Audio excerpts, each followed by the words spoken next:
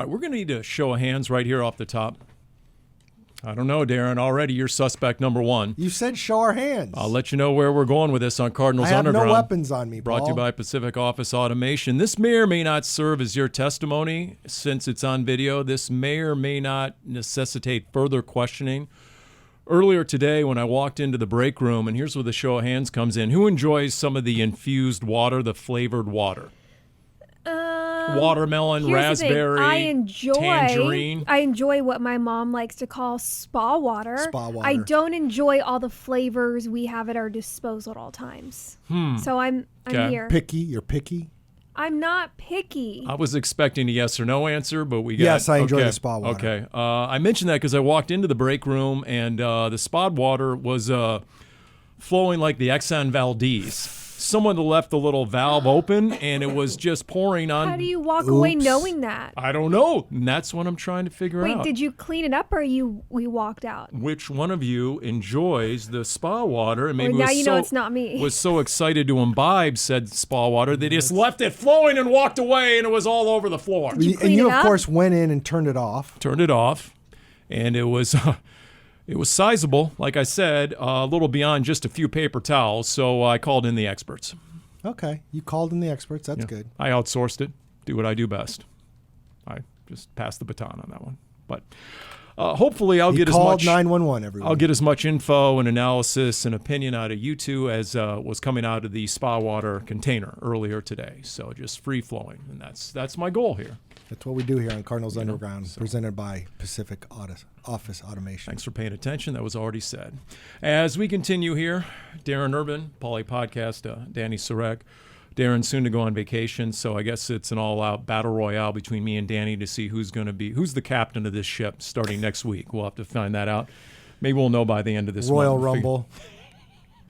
We know who's one of the 4 captains of the Arizona Cardinals. There's my segue into Kyler. Because you know what? You can start every single podcast with Kyler if you wanted to.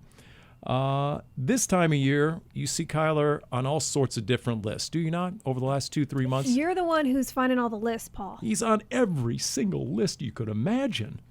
In terms of like key players, there's a new one out, Enigmas, right? I missed that one. Yeah. So there's a lot of, poise for a rebound or breakout season, even though he's been to 2 Pro Bowls already. There's just a ton of different lists. Here's my question to you. I put it to the two of you. The Cardinals' offense might look different this year with all the motion, according to Trey McBride. It might look different in terms of 2 RB1s. We'll get to that in a little bit. How different could Kyler look going into year 7 of his career? How different could he play?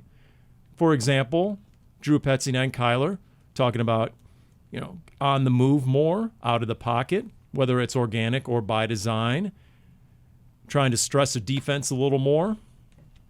And I bring that up because I think it was his second year, he sent a career high in rushing yards. 800 something? Exactly. And I looked at it recently, 838, something like that, 133 rushes, I believe. If you had to, and you can't, but if you had to bet, Darren Urban, do you think he would end up over or under that all-time rushing mark in his career this year? Because last year he did set a career high in terms of yards per carry, 7+. I'm going to say well under. Well under. Yeah, I don't. It was funny when he had that second year when he had the 800. That's what I thought was going to be the norm. And I don't get the impression that he wants that to be the norm. That's just my impression. I would love to be wrong. Are you sure? Because around his softball game, when he was doing the media rounds, he was talking more about how he needs to be closer to Lamar Jackson and Josh Allen in terms of threatening a defense and making those big plays and big moments with his legs when it's available. So I wonder, especially now in a 17-game season versus a 16-game season back in 2020 when he set his career high, maybe, just maybe, he ends up closer to a 1,000-yard rushing season than we might think. Is that what you think? I would lean towards yes. I would lean towards 900 yards rushing this year out of your quarterback. I am going to bring that question back up to you when we talk about possibly having 2 RB1s later in the show. How do you have a quarterback that's going to have almost 1,000 rushing yards if you're also going to have possibly 2 RB1s out of the backfield? Well, 3 RB1s. Did I mention there's only 11 passing attempts per game? Did I mention that? Oh, okay. Yeah. Okay. That is important to note. Where else, how else can Kyler be different, dare I say better, if everyone's getting better season upon season? And Kyler did say he's, quote, in his prime. Did he not? He did. I would the first thing I think of that's doable is I think he can get better, and hopefully he will get better at essentially throwing his receivers open, getting the ball to a Michael Wilson or a Marvin Harrison on the move so they can get the yak yards that Michael Wilson was talking to me about a couple weeks ago. Like, hey, as receivers, we have to be – I don't know if there's going to be a lot more passing attempts overall because obviously we know the kind of offense they want to run, but we need to turn some of these passing plays. We need to get more yards out of them once we make the catch. In stride Yeah. is where the receivers need to be hit. Ball security is another one. 11 interceptions. When you think back to last season, it was not just turning the ball over, the decision making in some of them, which Murray would talk about after the game was frustrating for him. So just being smarter with the ball.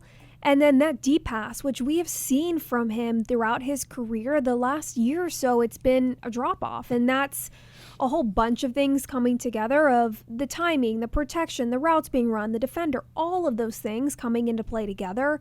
We know he's capable of it. Marvin Harrison Jr. has shown last season he had some moments where you could see he was going deep and he was, some of those contested balls were coming his way. They just couldn't connect enough. For me, it's decision-making and accuracy and bringing back the deep threat for this offense. Because right around 2020-21 is 2 Pro Bowl years. If you look at the analytics on the efficiency in terms of the chunk throw, I mean, he had some of the best numbers in the league. He was top 3, top 5 2 years in a row. And then as the roster was, let's just say, reset, and he didn't maybe have a DeAndre Hopkins, and right, then all of a sudden, those numbers were not nearly the same. So I would agree with that. The efficiency and the effectiveness of the deep pass, just the success rate of the deep pass. Here's the other thing I'll throw out there, and I do agree with that. Throwing receivers open, the chunk play via the air, and then I would say chemistry with everyone beyond Trey McBride. His chemistry with Trey McBride is exceptional. Now, can you generate some of that same chemistry with Marvin, Michael Wilson, Zay Jones, Greg Dortch? Greg Dortch has been here and there. It's been hit and miss, been really good at times, considering he's the longest tenured Arizona Cardinals receiver, which is even a mind blow for Greg Dortch. As a guy who played for 5 different teams in his first 3 years, he's gotten a lot of traction the last 4 or 5 years with the Arizona Cardinals, obviously. So, in fact, I would say you take the Cardinals' top 5 run game, you take Trey McBride, Pro Bowl tight end, if he could just get that sort of chemistry with one other weapon, one other receiving weapon, that really elevates this offense, doesn't it? Oh, yeah. That really makes it difficult for a defense to account for all 3 of those type of threats. I would agree with that. And again, what does that look like statistically? I don't know. It's real easy to get ahead of what these stats can be. We were talking about Kyler could have a really good year running the ball, and it might look like it might be 600 yards, but it would look different than it has. So I'm with you. I just to feel more comfortable. It kind of goes back to what Dani has said in the past about connecting with Marvin just in a more general way. Like, is it chemistry? Is it the learning curve for Marvin? I don't know exactly what to put it at, because I struggle with the whole chemistry thing in terms of like how intangible it is. What does that really mean? Like, do they have to be best friends? Is it because they got a lot of work together in the offseason? Well, there's no defense in the offseason, and then there's all these variables that even if they know where they're supposed to be, if Kyler can't throw through a certain window because of his height in the pocket or because Marvin isn't quick enough to get off the press coverage or whatever it is, it doesn't matter how much chemistry they have, Chemistry shows, though, in timing, and understanding someone's catch radius. To me, those are the first two when you say that, is the timing of when we've talked about these off-script plays, right, of Murray rolling out and using his legs and extending plays. That's chemistry with the receivers, of understanding the nuances of the quarterback, what he's looking for in situations, the timing of their routes. And also when we're talking about contested catches, the catch radius. Somebody like DeAndre Hopkins, who had an insane catch radius, you just threw it in his general vicinity and he was coming down with it. The quarterback has to understand that and the differences for each receiver, right? If he has Wilson out by the sideline, where can he throw it to keep it out of the defender's way while trusting his receiver is going to snag it in? That's where the chemistry can really show between a quarterback and his receivers, even if you're working without a defender in your face at this point in the offseason. Yeah, I don't know how you achieve it. I mean, that's a valid question, Darren. I don't think it's necessary that your besties off the field or anything like that. But I think we all know what it looks like when it happens, and it's definitely better than 60-something catches on 116 targets, right? Well, yes. I guess where I'm going with it is that chemistry? Or is that just you practiced a bunch together? I mean, I guess you could say it's the same thing, but when I hear chemistry, it's deeper than the X's and O's, and I'm not sure it is deeper than the X's and O's. It just means you've played together a lot. To me, that's not necessarily chemistry. That's just you've got practice. Yeah, no, I would agree. Not with a that. game, not a game. Practice. Man, look, it's what Trey McBride talks about. When you ask him about that so-called chemistry, he can't totally define it other than, like I said, Dani, he's much more comfortable in year 3 than he was year 1, and then he's got the reps, 2 and 3 combined, but there's just something where he's able to make eye contact with Kyler and maybe go to the open spot, or he knows he has a defensive back in his outside hip, so throw it to the inside hip, something like that. It's just you're there when the quarterback is there in his read, if that makes sense.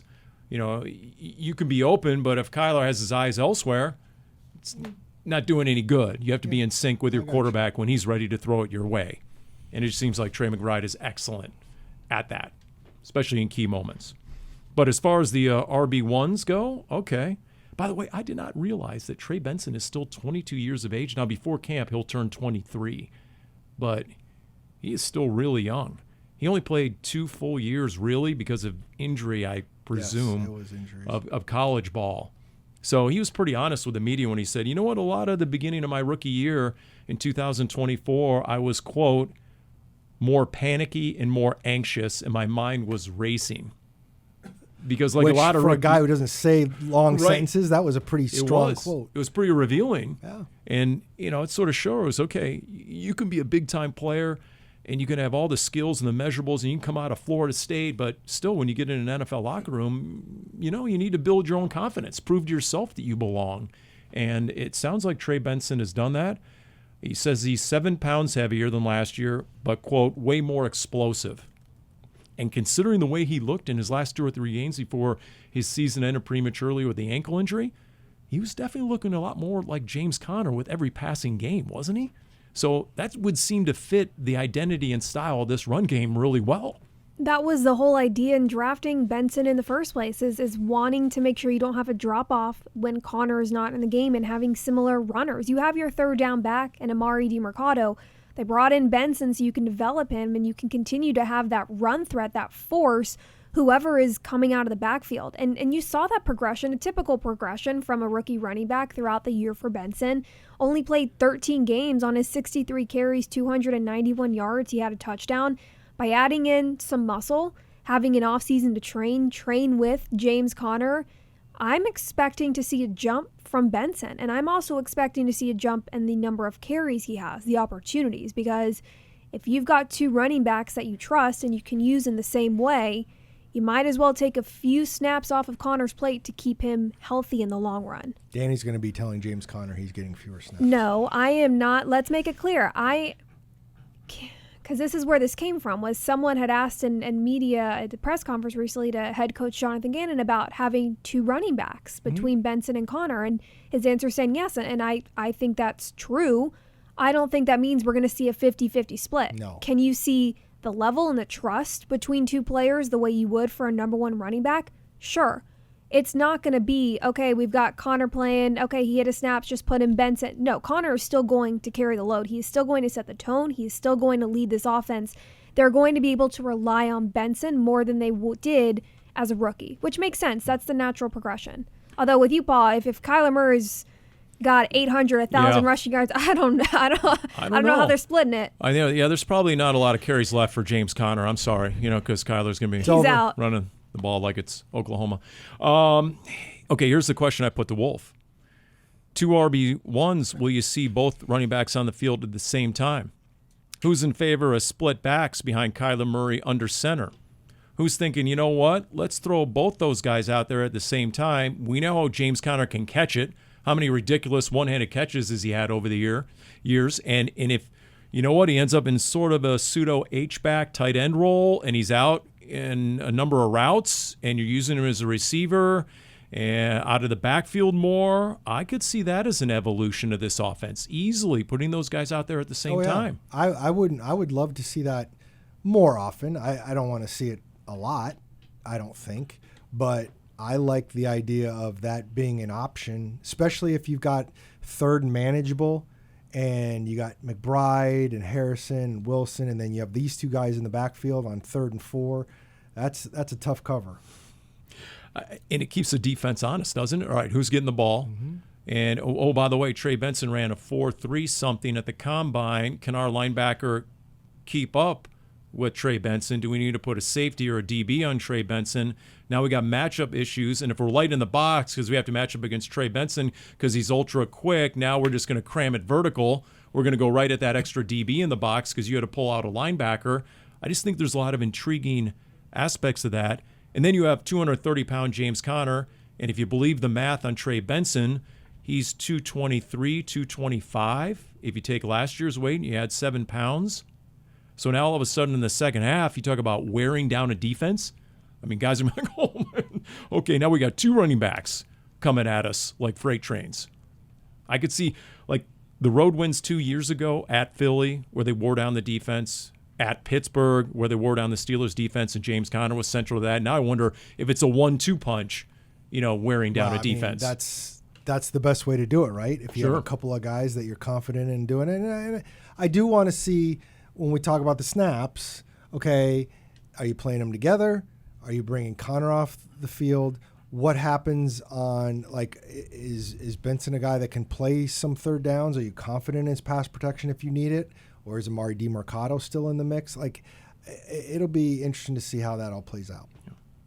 And I was guilty of this last year when we were trying to do the math in the running back room and we're thinking early in camp, right? I was just looking at the list of players right now, Paul. I was just thinking this time last year we were thinking the Cardinals have to take 5 running backs. You've got DJ Dallas for special teams, Michael Carter, who is shifty, Amari DiMercato for third downs, and you have to have Trey Benson and James Conner. And the way the Cardinals went about it by having Michael Carter on the practice squad ended up working out for them and what they needed on offense and on special teams. Isn't that crazy, though, that like we're essentially having the same conversation now with how many defensive linemen and DBs are you going to take? And it was running backs that we were having that talk with this time last year. And I do remember Wolf telling me I was dead wrong. They're only going to keep 4, and he was right. And so then when I started doing the math early in camp, I'm like, well, DiMercato's the odd man out, right? Wrong! Because they trust him, to your point, Darren, on third down, pass protection, protect that quarterback. It is essential, obviously. Could be the most important job any running back has. Don't get your franchise quarterback killed and knocked out for the season, and they trust Amari DiMercato. So all of a sudden, middle of last year in camp, and you're like, wait a minute, DiMercato is like second in almost every drill, and he's second up, and okay, yeah, we're reading this one wrong because he did earn a roster spot. So not ideal. Yeah. So we'll see. We'll see. At the same time, when Michael Carter got some reps in the last 2-3 games of last season, he made a lot of defenders look really stupid. Look, they have a really strong running back room, and that's one of the reasons why I thought you were off your rocker, Paul, when you talked about Cam Scottaboo coming here. That's right. Wait a minute. What? Are you sure? Just because I like the Cam at vertical, I was going to go with that. Wait, did you use that?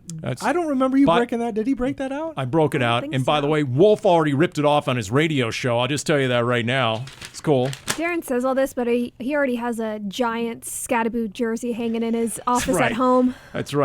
there's anyone Number 44. There's anyone who's Scattaboo fanboy around here, it's the ASU alum right here in the middle. They're absolutely right about that. Okay, now let me ask you, we're still talking offense. If Trey McBride is still the leading receiver on this offense, do you think that's because there's still shortcomings in the receiver room? How viable is that? Do you consider that ideal? I mean, the Ravens have done a lot of damage over the years without the greatest receiving room. Mark Andrews has been their leading receiver. Patrick Mahomes has won a Super Bowl without a all-pro set of receivers, and Travis Kelce was his go-to guy, obviously, for the last half-decade. George Kittle, and think of all the injuries the Niners have had to their receiver room over the years. George Kittle has always been a constant. So, I mean, if Trey McBride is your top receiver overall, is that potentially a problem? No. As long as you're getting from A to C, I don't care where B is in the middle. And if the Cardinals don't have maybe that deep passing game like we were talking about that they had in years past, I'm okay if you're hitting a tight end and he's getting yards after catch, which McBride does every single time he has the ball in his hands, 513 yards after catch last year. I'm totally okay with that, considering how reliable McBride is, how consistent he is with his catches, how tough he is to bring down on first contact.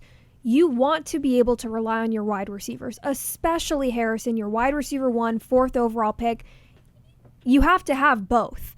It's not a problem, though, if McBride is your go-to player and that's what gets you to move the chains and you end up putting points on the board. I wrote the story along these lines, and I think I absolutely don't think it's a problem. Now, again, how does that manifest itself throughout the rest of the offense? Like, I don't think it's an issue if Trey McBride's your leading pass catcher, but again, can you count on some big plays from those other guys? Can Michael Wilson make some big plays here and there? Definitely can Marvin Harrison make some big plays here. You mentioned winning the Super Bowl with Travis Kelce, which is true, but now, not all of them, but they did win one with Tyreek Hill. Now, he wasn't their leading receiver, I don't think, but sure.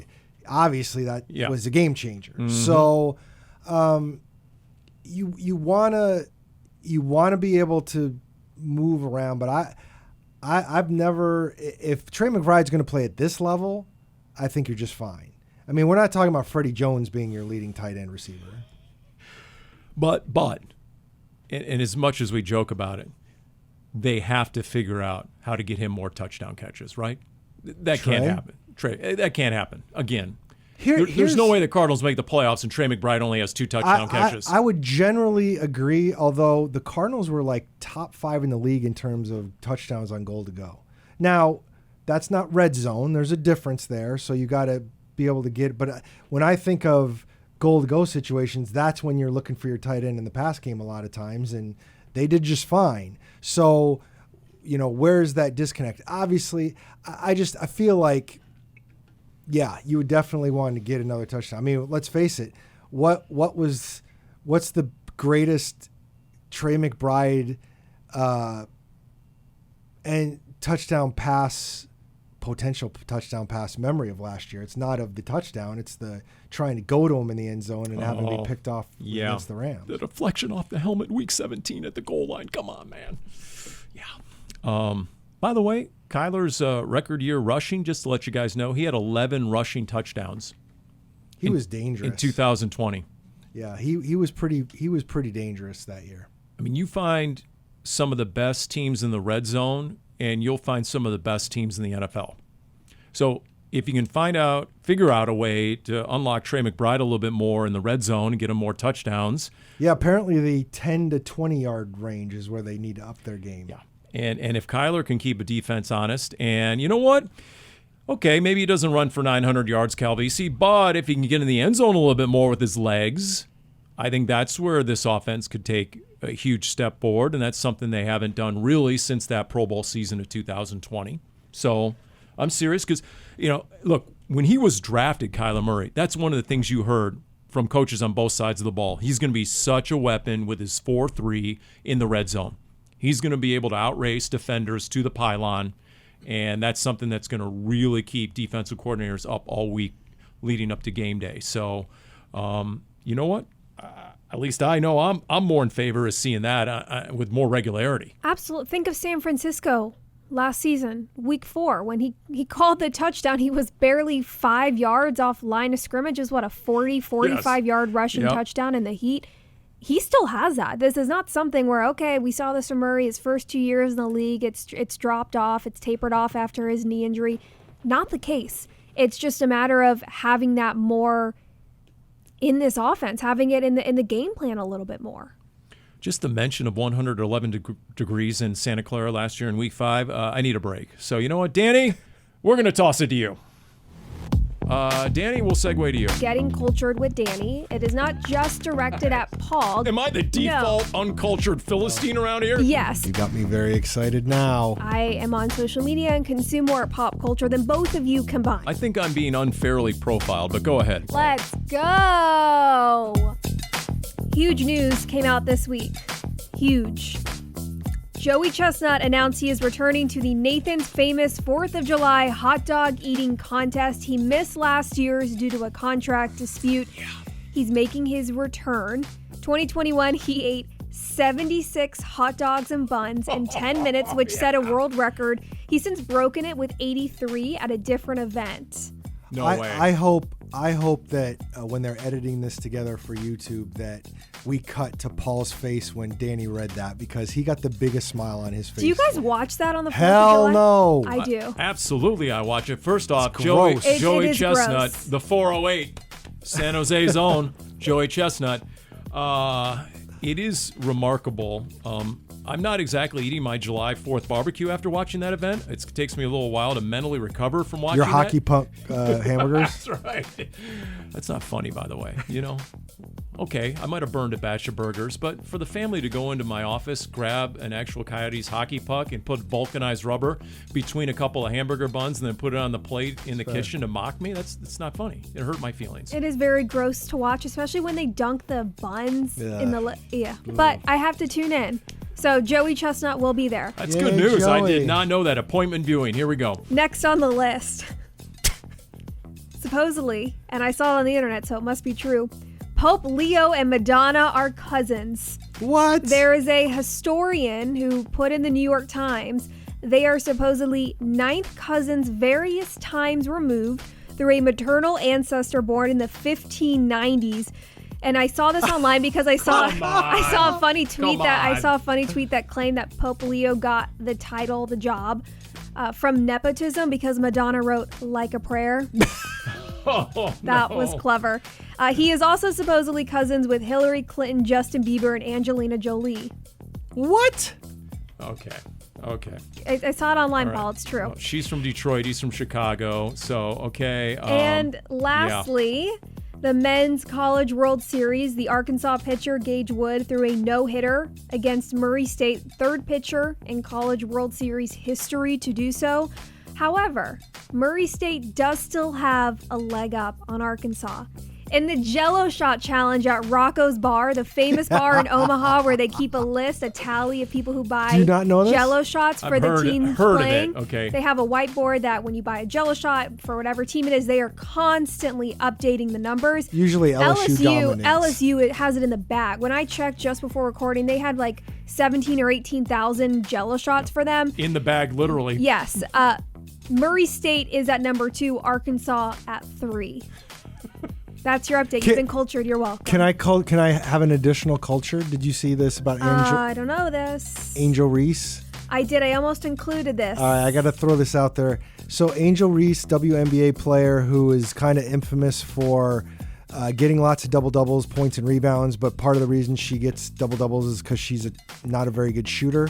She's rebounding her own missed shots. She's rebounding her own missed shots. So she was being trolled on the internet for getting me bounds. Oh, that's good. So she copyrighted it and now is putting out merchandise with me bounds on it. Wow, well done. Making the haters pay. Oh my goodness. Come on, how much money, how much revenue can you earn from me bounds? Really? I don't know. It's anybody who doesn't like Caitlin Clark or is an Angel Reese fan will probably buy it. Paul already has 3 in his cart. That is I need to jump on. I hope you didn't That was think I good. stepped That was on you there. appropriate. That was good. Okay. And that is Getting Cultured with Dani. Well done. I did actually learn a few things there. So Do you normally not? as I typically Did do. you see the smile when you Yes. said Joey Chestnut? Oh, yeah. Big smile. Oh, from that's Paulie. huge. That's huge. That is big. Okay. I mean, come on. The hot dog eating contest can't live without Joey Chestnut, and Joey Chestnut can't live without the July 4th. I am mean, come on. intrigued for a few things. Of one, how they stretch their stomachs. Supposedly, it's high quantity of low calorie foods like cabbage and expanding your stomach. But I wonder if they prep. Like, how many hot dogs are you eating in preparation for this? I heard they stretch their stomachs with just gallons and gallons of water. Or milk? Ugh. All right, this is Okay. I'm gonna throw up now. All right. So speaking of expanding, is that a segue to kickoff returns? Because Jeff Rogers Possible. said they're going to go from 25 to 70%. That's a pretty big jump, I thought. That is, I mean, that's Joey Chestnut 76 hot dog-esque. I mean, are you serious with that? I mean, really? I mean, If so, I'm all on board. they're moving the touchback now is going to go from the 25-yard line to the 30-yard line. So now all of a sudden, No, from the 30 to 30. 35. Oh, that's right, 30 to 35. My bad. Yeah. So yeah, to let a team start at the 35, you're not going to want to do that. So you're going to want to kick it short of into the kicking zone or whatever you call it. And So how equipped are the Cardinals to use this as a competitive advantage? DJ Dallas, above average return man in the NFL. assuming he's that guy, going back to the running backs, who's making the team.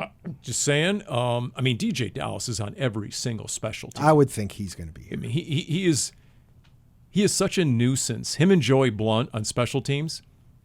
Like, it's no surprise when the Cardinals had the joint practice at Indy last year that almost instantly Yes.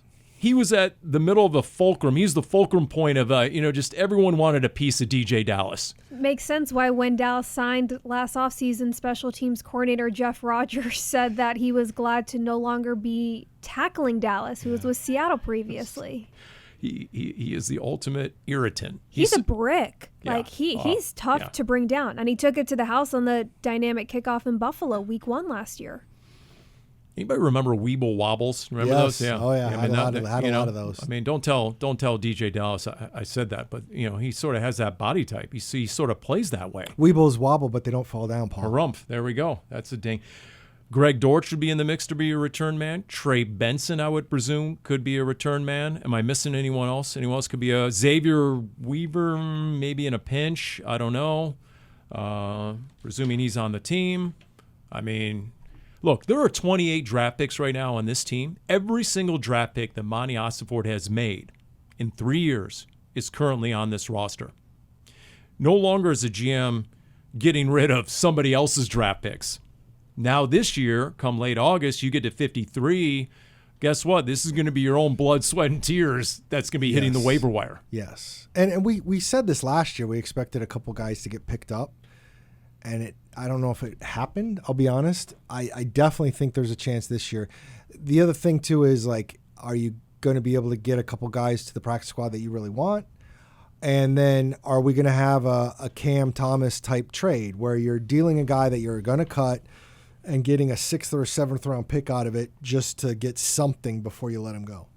For example, they let Ben Stilley go a month ago or so. I mean, he's a legitimate NFL defensive lineman. Yes. I mean, he is. He is on a 53 somewhere, and I think they probably just did him a solid. I agree with that. And said, hey, Ben, guess what? You know what? You have a future in this league. You can earn a living for one of the other 31 teams because it's not happening in this defensive line room, not this year. Throughout the last couple of years, we've talked about there's not an allegiance of this new front office and the decisions they were making of figuring out what players did they want to keep from the previous regime and how they wanted to build this team moving forward. Not the case anymore. On Red Sea Report, our Jim Omahundro went back to last year's final roster construction, the final cut to 53. And, for example, week 1, Cardinals had 6 corners on that roster. They had 4 safeties. They had 6 D linemen. There's no way you only have 6 D linemen. It's currently there'll be 7. at least 7. Conversely, you're going to have to pull that extra number from somewhere. So It's not going to be a safety. 6 corners. No, probably 5 corners, I would think. It's not going to be a safety if you've got Budda Baker, Jalen Thompson, Rabbit, and Joey Blunt for special teams. Yep. Could it be inside linebacker? How many inside linebackers did they There have? were 4 that broke camp a year ago, 5 outside linebackers, 9 total between inside and outside linebacker a year ago. I think there's... There were 9 offensive linemen a year ago. If you have guys with really stellar positional flexibility, could you get away with 8? Well, let's not forget one of those 9 last year was Christian Jones, was it not? Yes. And he was basically redshirting because they knew he wasn't going to make it through. That is true. He wasn't going to make it through waivers, so you're basically trying to hang on to him that You way. have 3 main tight ends. Are you getting away with 3? Because last year you had 4 out of camp. I think you're going to get away with 3, and you have somebody on the practice squad. That would be my guess. And you broke camp a year ago with 6 receivers. No. That ain't happening. No. 5 tops, right? I would think. So, again, you need an extra body or 2 for defensive line. Now, you have a ton of young corners. I mean, are you going to let a really talented young corner hit the street? Maybe you do go with 6. I don't know. Well, if we're saying 5, and again, we have seen very limited things on the field throughout a combination of OTAs and mandatory minicamp. Off the top of your head, if we're going to say 5, the educated guess would be Starling Thomas, Max Melton, Will Johnson, and then as you continue to work your way down, Elijah Jones. Where does Denzel Burke fit into this and his role on special teams, the rookie? And then what other names are you looking at on your list, Paul, that I'm not even mentioning? I mean, Keitrell Clark is in that room. Yep. I mean, Jaden Davis was a draft pick, 7th rounder 2 years ago. Darren Hall is definitely serviceable. Darren Hall looked good Darren Hall was that in sixth corner preseason last last year. He did. Darren Hall was the 6th corner last year. So maybe it is 5. And then you try and stash some guys on the practice squad. So, yeah, there are a couple of these guys. Will Johnson is making this team, but Denzel Burke, not only do I think Denzel Burke is making this team, he could make a run. He could make a run at some playing time. I would not be shy. Now, is he gonna ball past Max Melton? No, I don't think so. But I think Denzel Burke has a chance to come in and be very competitive. Oh, Garrett Williams. Oops. Garrett Williams, yes. Duh. Hello, right off the top. Can we edit all that out? Okay. So that makes things a little more So once complicated. again, Garrett Williams, Max Son of Melton, a Starling biscuit. Thomas, Will Johnson. So that's 4 automatics. You have to, and then after that, there's the likes of Denzel Burke, Elijah Jones, Keitrell Clark, I was thinking Darren Hall. it's not supposed to be that easy. Easy, I say That's- relatively. I know what you're saying. So there's that. Okay. In terms of look, there were 3 special teamers last year. Of course, those are the specialists. So you're right. Yeah, Joey Blunt, I was going to throw him in there. And then Keaton Crawford. Keaton Crawford is making this team, I would say, as a special teamer. You think he is? Yes. I would say. Over Joey Blunt? No.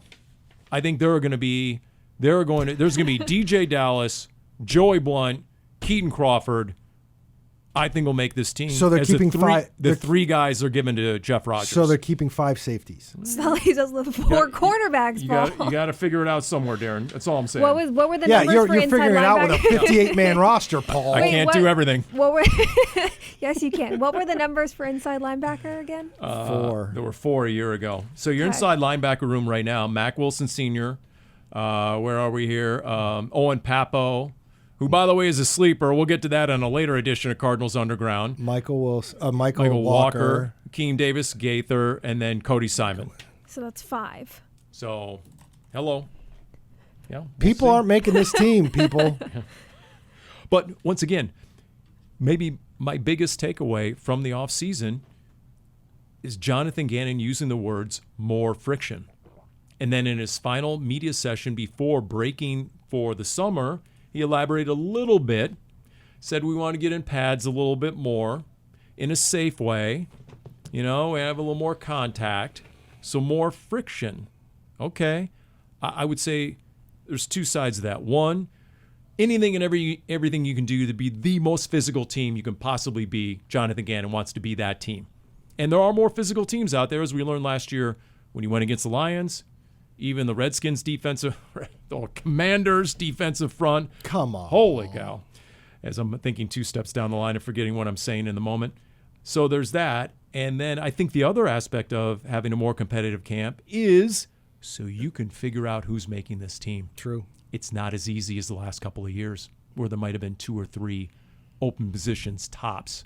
You knew pretty much going in who's coming out of camp. You don't know that this year, so you better play football to figure out who's the best football player. Especially the amount of young players really on the defense. And then when you're looking at the depth of offensive line, put some pads on them and see what you really have for them out on the football field. We heard it from every coach who took to the podium within the last week or so, right before we broke. The last time we will hear from them until training camp, which is there are some players who really come alive. They shine when they put the pads on. And there are some players who disappear. They look great in what you're seeing without any sort of that friction throughout OTAs and minicamps, and you put the pads on and you just lose them. And I said this on Reg C Report. I think the biggest question mark I have, and you guys can weigh in with yours, the biggest question I have going into camp would be offensive guard. And you're going to learn right away where your interior offensive linemen stand when they're going against Dalvin Tomlinson. This is true. And Calais, and then the 2 young first-rounders in Darius Robinson, Walter Nolan. Even L.J. Collier in some of those drills is a handful. I mean, he schooled some of the Cardinals' young offensive linemen in last year's camp, L.J. Collier. So you're going to know you'll know whether Isaiah Adams can handle the bull rush if he has added strength. I think, what is it, the 5th day of camp you can go in pads? Yes. You know, again, that's appointment viewing, just like Joey Chestnut. Appointment viewing is the first O-line, D-line drill. Let's be honest. Agreed. Yeah. You know what isn't appointment viewing, and I'll leave you with this, is when I have to see the social media postings by the stinking Rams from Maui. I have half a nerve to block the Rams just based on the Maui social media content. Silly question. How are they allowed to do that? Is it in the CBA where just it's pretty much for minicamp, wherever the team decides to do it, that's where the players have to show up? There's nothing in there about it being your home stadium? As long as, I would assume, as long as the team's paying everybody's way. For their travel? Yeah. Okay. So why don't more teams do that? I don't know. It's winning behavior on my part. I will say that. I would say, and this is complete abject speculation, this is the next frontier. You watch, teams are going to start selling their mini camps to their international partners. Similar to how some teams travel for training camp, you're going to start traveling. Edmonton, here we come. I don't know. In the mailbag, someone asked for us to go up to Prescott. Yeah, that's true. They did that once upon a time. Embry-Riddle, once upon a time. Oh, God. That's a story for another day as well. Embry-Riddle. I stayed in the fine thing. That was not winning behavior. That was I remember that. It was Kurt Warner and company. Yeah, that was that team, Embry-Riddle. Okay. Yeah, it was 2005, baby. All right, there you go. Are we going to do some winning behavior? Oh, my bad. Okay, all right, I forgot that. I'm trying to push you in that direction, Paul. My bad. Oh my goodness, I'm sorry, man. What Take is your going time, on? Paul. I'm fine on my end. Am I already on vacation here? I mean, what's going on over here? Okay. Yes, indeed, it is time. Darren already foreshadowing in 3, 2, 1. I see you. Let's go. Can you display winning behavior? You have to consistently display winning behavior. That's winning behavior. You got to define what winning behavior is and hold people to that standard. Yes. All right. I'll start with this one.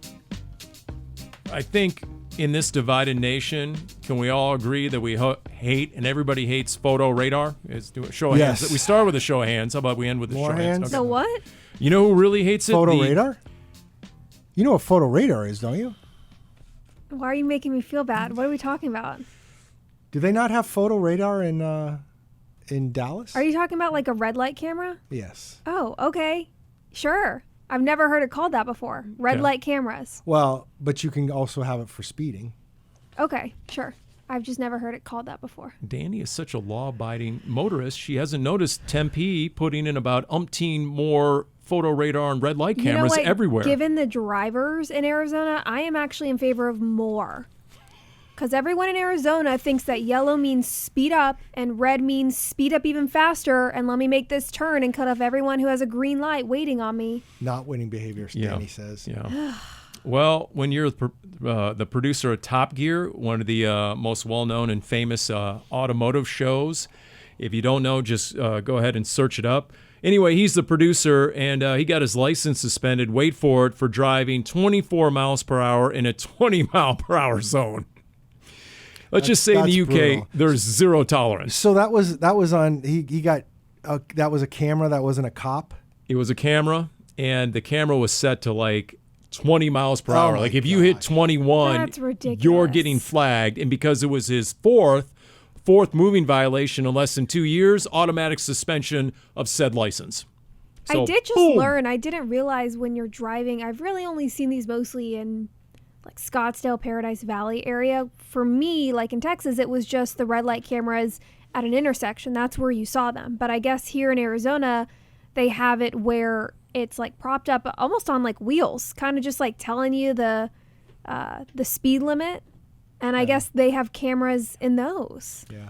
Well, there was a former Cardinals quarterback who was a rookie, and let's just say once camp broke from Flagstaff, he was then commuting from his place in the North Valley down to the Cardinals practice facility, and it was along the 101, back when the 101 had several red light cameras, and let's just say he was unaware, and Got nailed pretty good. he got multiple of them mailed over the course of 1 month until he realized, Hey. wait a minute, I was doing the same speed every morning for how many days in a row? And every single day, Yikes. you got a ticket.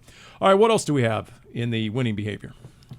Sea Dogs tickets. Someone's going to have to explain that one. That's my anecdote. Okay.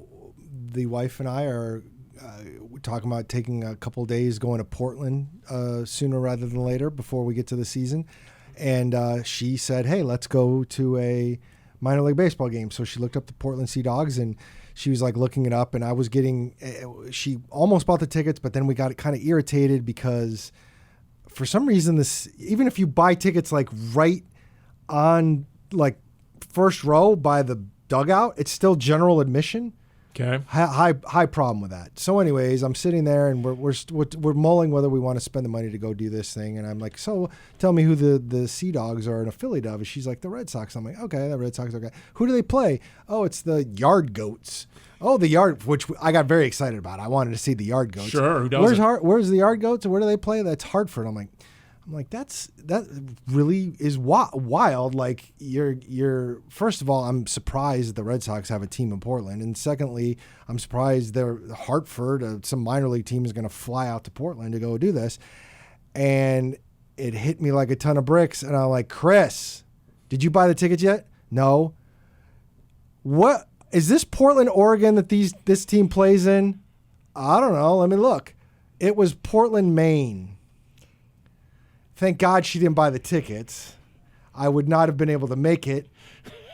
Now, it turns out there is a minor league team half hour outside of Portland, the Hillsboro Hops, who happen to be a Diamondbacks team. Sure. So we will be going to see the Hillsboro Hops. You know what I like about that story is very close to when this was all happening, just before I had been talking to Darren about vacations. And he had said to me, yeah, we're thinking of going to Portland. And I said, oh, Oregon or Maine? And he gives me this look that says, why on earth would anybody want to go to Portland, Maine? I'm obviously talking about Portland, Oregon. I don't think that's quite what I said, it's but pretty okay. much what you said with your eyes. And lo and behold, this is what happens. She's reading my eyes again. Okay. As a former Oregon resident, I've covered my share of Oregon minor league baseball. So make it happen, Darren. We already have. We Hillsboro bought Hops the or tickets. whatever, the Medford A's, you can, okay. Let's see here. What else? Speaking of baseball, Cardinals rookie Walter Nolan III threw out the first pitch. Didn't bounce it. Of course, I will say, you know what? It was better than Trey McBride, noted high school baseball player in this regard. Trey McBride stood about 15 feet from the catcher. Like, come on, Trey. I mean, it's one thing to not get on the mound. Here's the problem. At least that I get in found the out. dirt, the front of the mound. Come on now. Not allowed to. They aren't allowing, the Diamondbacks aren't. You have to be within whatever that short. That's why Nolan was so close. You're not allowed to go stand anywhere near the mound anymore. Really? Yeah. Why, they're trying to cut down the risk factor of that I'm ball guessing hitting it has. innocent I'm bystander, or assuming what? it has more to do with okay, we're on artificial turf, but if you go up on the mound, that's actually been all manicured. Been all groomed. I see Let's that. just not Okay. mess with All right, it. I got you. Okay. I'm assuming that's what it is. Right. I'm just happy that Nolan got it because I think he said he had never actually played baseball and really thrown a baseball around. So, Okay. Well, it didn't stop 50 Cent back in the day. Or Taylor Lewan, who did it a couple weeks ago and threw a terrible, and then tweeted it out and said, this was worse than my Chandler Jones game when he gave up like 5 sacks to Chandler Jones. You know it's bad because I was on the sideline in the epic Chandler Jones 5-sack game when the entire Cardinals sideline is yelling out, why are they not giving Taylor Lewan any help? And Chandler Jones like, Coach, can I get back out there? I want to get 6, 7, and 8. Chaparral's own Taylor Lewan, baby. And that'll do it for this edition of Cardinals Underground, brought to you by Pacific Office Automation.